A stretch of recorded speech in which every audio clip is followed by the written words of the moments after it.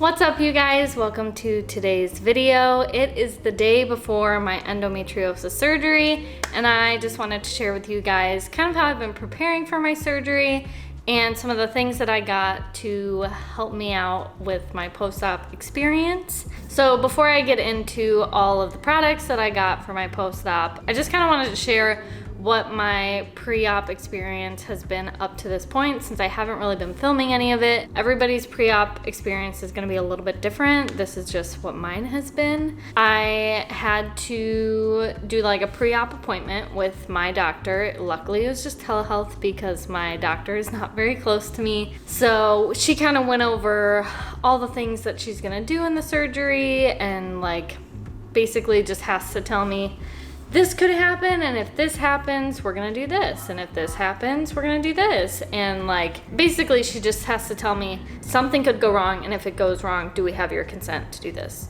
All that kind of stuff. She's not expecting anything to go wrong or things to be bad, but she just has to do that. We went over all of that. She went over the medications that I'm gonna be on afterwards, and very basic standard pre-op appointment. So I had that appointment, and then just last week I went and had some blood work done. For me, it was a little bit of a pain because I don't live close to the hospital that I'm getting my surgery done at, so everything had to be local to me and then had to be like sent to them, which is not a huge deal, but I feel like there was just a small amount of miscommunication. Long story short, I scheduled my appointment at the wrong type of blood work place, and so then I didn't get my blood work done, and then I just got it done a few days ago basically because I had to reschedule, but there were no appointments, blah blah blah, all this stuff. And then I also had to get a COVID test, which I did not have to do obviously the last time I had surgery because COVID wasn't a thing. Luckily, I only had to get a rapid test because the other tests are just taking too long right now, I guess. So they're only accepting rapid tests. So I just went and got that done. It was easy and breezy, and it came back negative, so I'm all good to go. That's basically been what my pre-op experience has been like. I had a couple phone calls that I had to make this morning. I had like a pre-op appointment with a nurse who basically just did a lot of the stuff that a nurse would do when you're going in for an appointment. They ask you all your medical history, your medications that you're allergic to, all that kind of stuff. We did that this morning, which was nice. And then I also called to like pre-register, so it's just like a simple check-in when I get to the hospital tomorrow. And then the surgery department called me with my check-in time, which is 5:15 in the morning, so that's early. The hospital is almost 2 hours from us, so it's gonna be a very early morning. We're not gonna get very much sleep, but it's okay. So yeah, that's kind of been my pre-op experience. It's been fairly smooth, especially for it being that I am not really local to the hospital that I'm having my surgery at. So all in all, I think it's gone really, really well.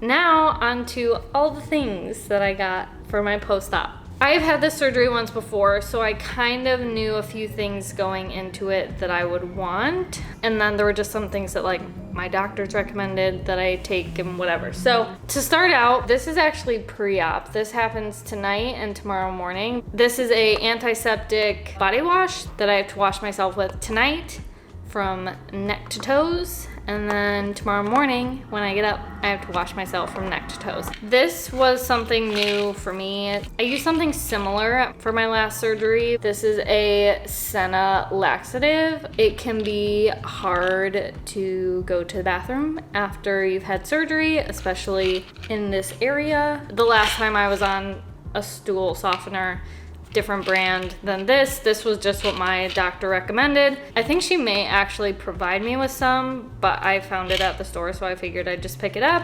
My doctor didn't specifically say that I needed this, but I used it the last time, and that is Gas-X. During this procedure that I'm having tomorrow, it's minimally invasive. So what they do is they make little teeny tiny incisions in your abdomen or wherever they need to, and they fill your abdomen up with gas, and then when they close you back up, it's all trapped in there. So very, very bloated. It's very uncomfortable, so this can come in handy for that. I have various sizes of pads. These are more like an overnight size. You can definitely have some bleeding after this kind of surgery, especially if there's any sort of like polyps or if they need to do any sort of like D&C. You can definitely have some bleeding. I did get sent home last time with like some very fancy hospital underwear with a pad in it. I'm assuming that'll happen again tomorrow. And then I also just got these little ones for later on when the bleeding's not this heavy.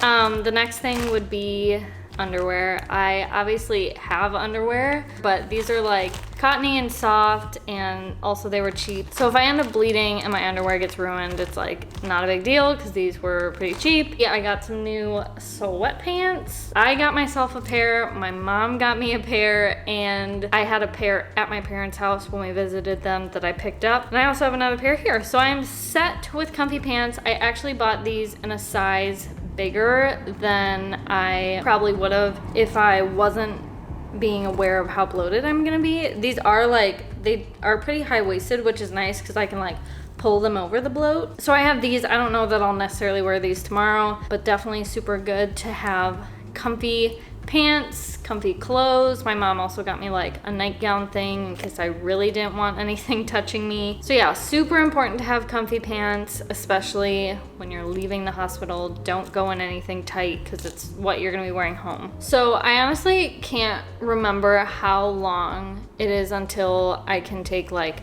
a nice shower because of the incisions and the healing and all of that. I know sometimes you have to wait a little bit until you can take a shower, and so I picked up some of these body wipes. I've never used these before, but I haven't smelled them. Let me smell them. I got aloe scent. Smells clean. Basically, I just got these in case I'm not able to take a shower for a little bit or I don't want to take a shower for a little bit. The last two things that I picked up were very specific to, these are not 100% necessities, but things that I would really benefit from after my procedure. One of them being cough drops. Because you're intubated during the surgery, your throat just gets really scratchy and really dry. So I got these Zerabees cough drops. I feel like maybe I've had these before, but they're very natural. I think it's just like honey and natural flavors, lime and lemon. I remember my throat being very scratchy and losing my voice, so having something to suck on and just soothe my throat will be really, really nice. And then the other thing is just like a new lip balm. I feel like because you're intubated and you go so long without actually drinking water, obviously you have an IV, but like for whatever reason, I have this memory of my lips being dry. Those are all kind of the new things that I picked up. I also, some other things that I have that are going to be beneficial to me after this surgery are, I have like a peppermint tea, which is good for like digestive, like pain and gas. Peppermint just helps to settle your digestive system. So I have some peppermint tea, which these are all things that I've had. I have that. I have ginger tea, which is good for nausea. Luckily, I will be getting an anti-nausea medication, so if I need that, I'll be able to use it. And then my collagen peptides, I will 100% be using those, like especially initially. That really helps with my digestive system and keeping things regular. And I actually made, the other night, I made some soup that's just like chicken broth, chicken, carrot, celery, ginger, turmeric. Very easily digestible and very healing. So yeah, that is what I got and what I have done to prepare for my surgery tomorrow. It's crazy to think that it's tomorrow. I hope that this video was helpful for any of you who are about to have a surgery of your own. Please feel free to ask questions in the comments below, or if you have any recommendations of things that you have used for your surgery that maybe someone who is watching this video could benefit from, leave that in the comments below as well. Thank you guys so much for watching. Don't forget to like, subscribe, and hit that bell, and I'll see you in the next one. Bye guys!